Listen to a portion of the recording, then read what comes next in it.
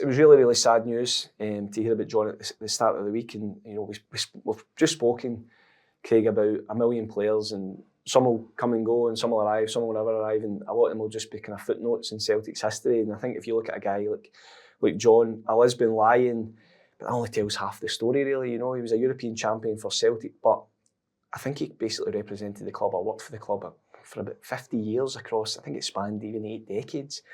He pretty much did every job. He was an outstanding player next to Billy McNeil on that side. He was coach, he was assistant manager, he then came back in as kit man, I think the late 1990s, and was basically a kind of fixture around the club in that role for so many years, worked with so many managers.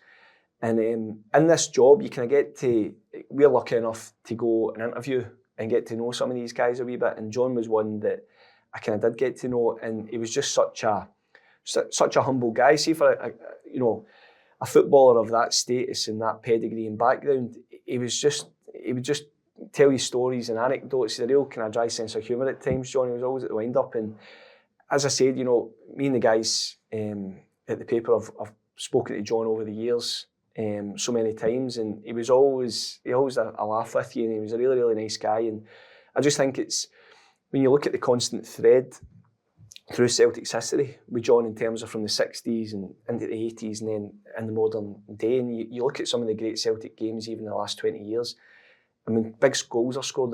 Cameron always goes to the bench, and 9 times out of 10, John Clark's still sitting there, and you just think it's just an amazing life story. He's got, even when he was younger, he kind of overcame real personal tragedy and everything to become an unbelievable footballer. And I think he's a real loss to Scottish football, a real loss to the club. He'll be sorely missed around the place. When we would go on the trips, you would always have a wee chat with John and stuff like that. And he's just a really, really nice guy.